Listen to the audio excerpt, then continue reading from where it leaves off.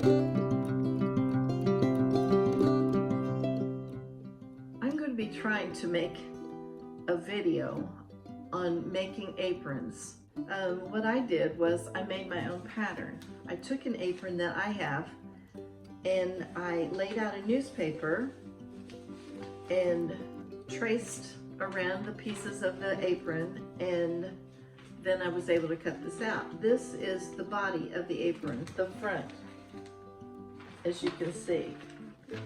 And then I have ties, pattern for the ties, a pattern for the band on the front. And this is the neck strap that's going to go around the neck. And then this is a ruffle that's going around the bottom of the apron and a pocket. So I've chosen two fabrics that coordinate.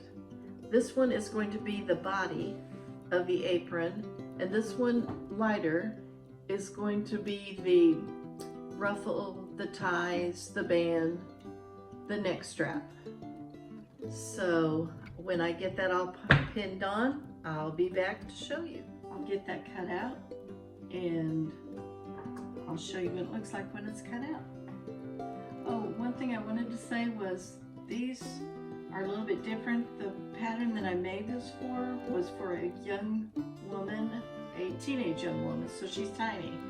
So this apron is for a normal sized woman, and so it's gonna be, I had to adjust the fabric and the pattern just a little bit.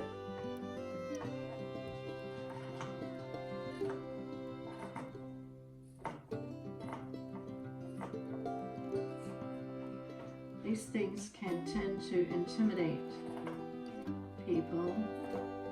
The fact of the matter is sometimes I get intimidated even having made so many, because I think, okay, this one's different now. Am I going to do the ruffle first, or am I going to do a clean finish on the facing, or what am I going to do first on this? Just don't let it intimidate you. The first thing I'm going to do is work on the facing for the bib of the apron. I want to get that attached to the apron itself.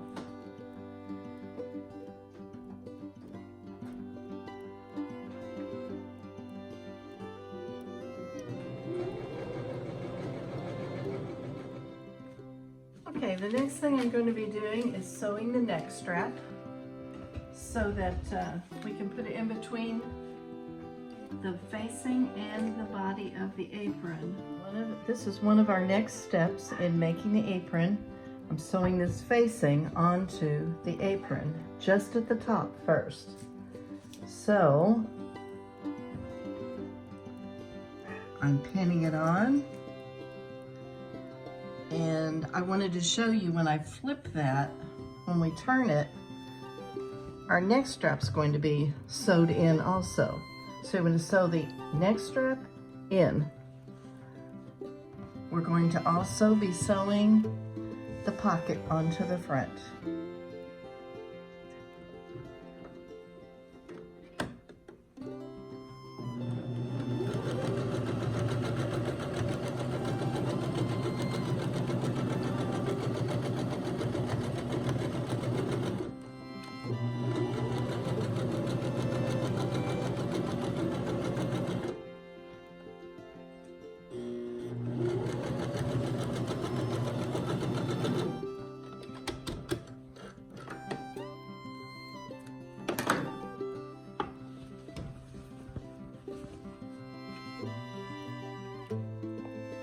Here's one more step towards that apron. The ruffle is now pinned onto the edge of it where it's going to be. Here we are at the end of the apron. The ties are on, the waistband's on, the neck strap's on, the ruffle's on, the pocket's on. It's all done. I can't wait for you to see the end of this video. Well, there they are, the aprons for the ladies in my life. And I found this newspaper clipping in my mother's things, and I wanted to read it. My mother's apron. My mother wore an apron, a clean one, every day. A part of daily living, it served in many ways. When she hung the wash to dry, her pockets held the pins. The apron was a washcloth that cleaned our dirty chins. When days were hot and humid, 'twas used to mop her brow. Then when hands were wet from laundry, the apron was a towel. Her pocket hid a needle to sew the rips we get. In mother and her apron, our many needs were met.